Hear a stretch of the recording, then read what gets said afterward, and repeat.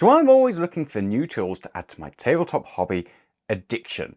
And when Algo Laser reached out to me, asked, did I want to try out one of their DIY laser kits and see how well that fit into the hobby?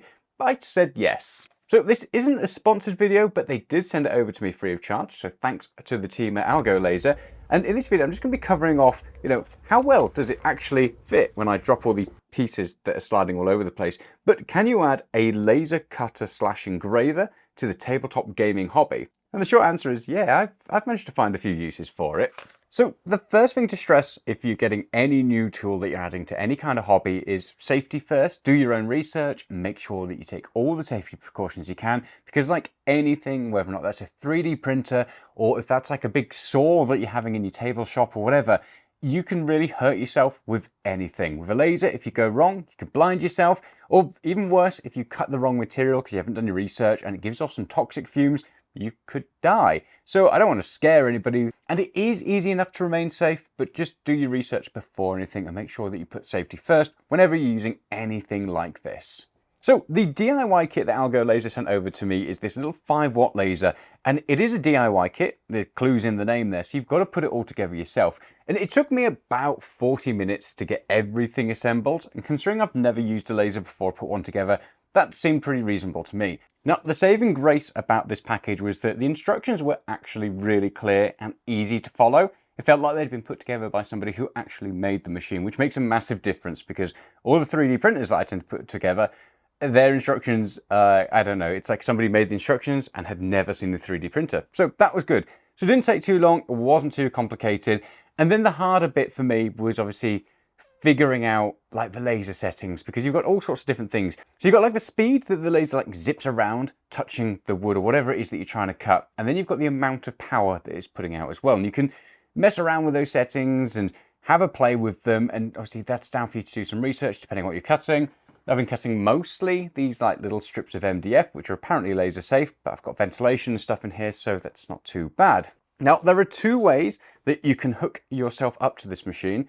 Maybe not you personally, but the first one is that it has the little Algo Laser app on here, which is actually not too bad. So on the app, you've got the option here to get this machine connected to Wi-Fi, which is pretty important if you want to be able to use this. And that's kind of handy because it means you can send things wirelessly. You don't necessarily have to be hooked up to it all the time, which is really good. You've got also the ability to like control the motors, where it all is and stuff like that. You can take a picture directly from your phone, which is kind of nifty, and then engrave it onto whatever material it is that you want to do there. So you get a lot of functionality on this. You can also create your own stuff as well. So in the engraving part, you can add some text in there, for example, make like a little text template. You can go into the history of everything you've done already, or you can go to your library. There's loads of stuff, and there's also a like library of like pre-installed shapes as well. So if you want to make something really basic and just put that together, you've got all that functionality there. Now, as well as using something like the Algo Laser app, you'd also want to probably use a different type of software on either like your laptop, your PC, or whatever it is that you're using. I've been using Lightburn for this, which has been fantastic to use, and you can find all sorts of different files. So I basically started off with this cat because I was trying to figure out just how to actually cut through the wood first. It took me quite a few tries because I was trying to figure out the speed and the power like I mentioned earlier. Then I cut out this cat for my kids to play with. But obviously, that's not tabletop related. So then I moved on to this like little building as well.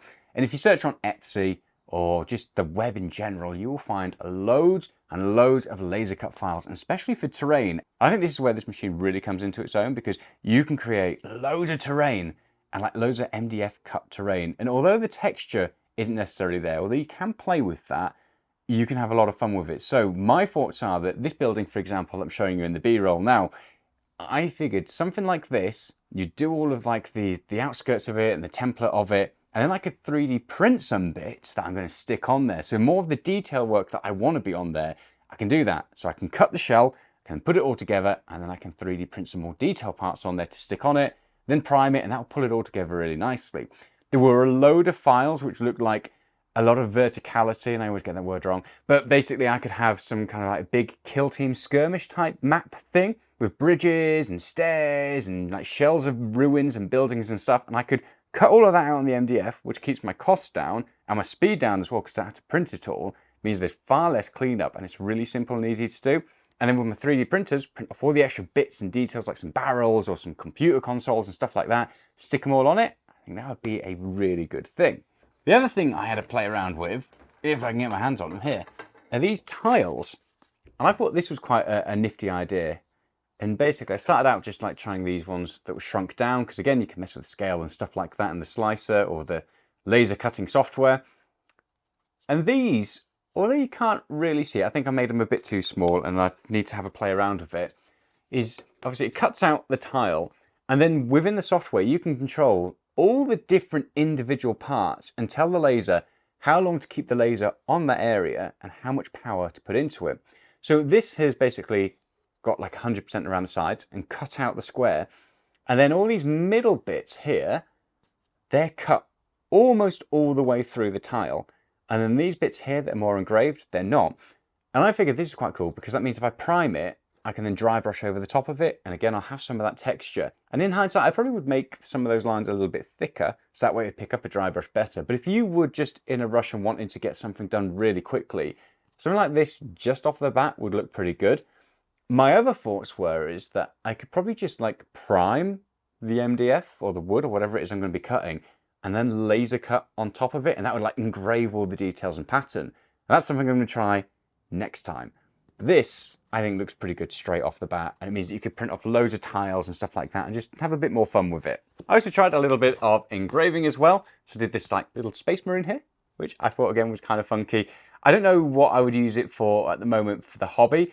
Thoughts were that maybe labeling some of the bits I've got on my walls. So I've got like all my 3D printed paint racks on my wall at the moment, and they are organized, which is unlike me. So I've got them all in like contrast paint, speed paint, airbrush paint, and like standard paint as well. And I figured I could have like them all labeled and engrave some bits on the top and like stick them above them. I think that would be kind of fun and just something funky to play around with the engraving with. You could also do things like tokens, which is another thing I was thinking of. So I'm going to be playing some one-page rules stuff, and I figured I could get some of their tokens, cut them out, and then engrave what's on the top of the token.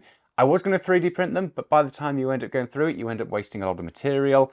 This would be a really quick and effective way to do that. So again, if you were doing, I don't know, a kill team game, or if you're playing some 40k, for example, you could print off loads of different markers and stuff, and then have them labeled.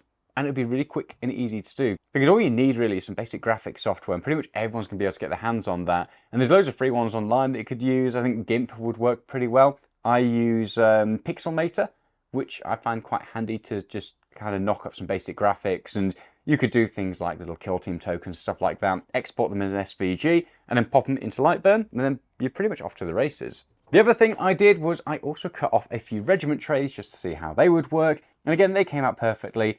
And versus something like 3D printing them, it's just that little bit faster and also just a little bit cheaper as well than wasting all my filament doing that.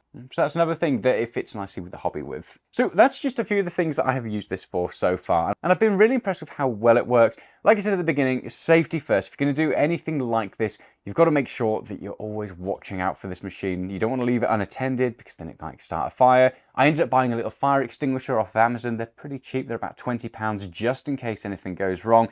And in all honesty, with this sort of kit, I personally wouldn't feel comfortable using it as it is at the moment. For the first like week or two that I've been playing around with it, I haven't used it a huge amount, but what I am going to get next is one of those full enclosures, which basically has all like the UV protection and stuff like that there. And if anything were to go wrong, then hopefully that fire would all be contained into that enclosure and it wouldn't spread or anything like that. So if you were going to pick something up like this, I honestly think it definitely has its uses for the hobby. I've been really impressed with it so far. And there's loads of other things that I want to play with, maybe some additional paint racks and bits for the garage, for example. For terrain bases, I think this will be great because I'll be able to cut the exact terrain base that I want using this out of MDF, so that way I can then put all my crafting on top of it and not have to worry too much about like saws and stuff like that. So all in all, there's a lot of stuff here, but if you're going to do something similar, then just think about the additional things that you want to have. You want to make sure that you've got that enclosure for it. And ideally, like with a printer, you want to have a separate space where you can ventilate it and just control any of those fumes. And as always, do your research to make sure that you don't kill yourself, because that's really important. You know, if you kill yourself, then I'd lose subscribers, and that's not a good thing. So thanks so much to Algo Laser for sending this over to me. It's easy enough to use, it's easy enough to put together, and all in all, I've been pretty impressed with what it can do so far.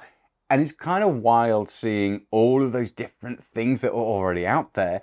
And in my opinion, it's a little bit easier to make something for a laser cutter than it is for a 3D printer. And I don't mean as in just using it, I mean starting from start to finish. Like crafting those like movement trays was easier on this than it is on my 3D printer, just because you're doing everything in 2D rather than in 3D. So you don't necessarily have to worry about the sculpting or the height of anything either. You're literally just thinking about what everything looks like top down and how that laser is going to hit it. So it's a little bit easier just to kind of start off with. If you wanted to make some basic terrain, you could probably whip that up relatively quickly with very little skill. And I'm not saying the people out there who've made them aren't skilled, because theirs are miles better than anything I could do, but just food for thought. So thanks so much for watching.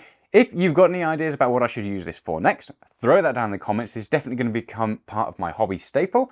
I'm really impressed with it so far, and yeah, love to hear from you guys. So thanks so much for watching. Hit that like and subscribe button. Don't kill yourself if you buy one of these, and hopefully I will see you in the next one. Ta-ra for now. Bye.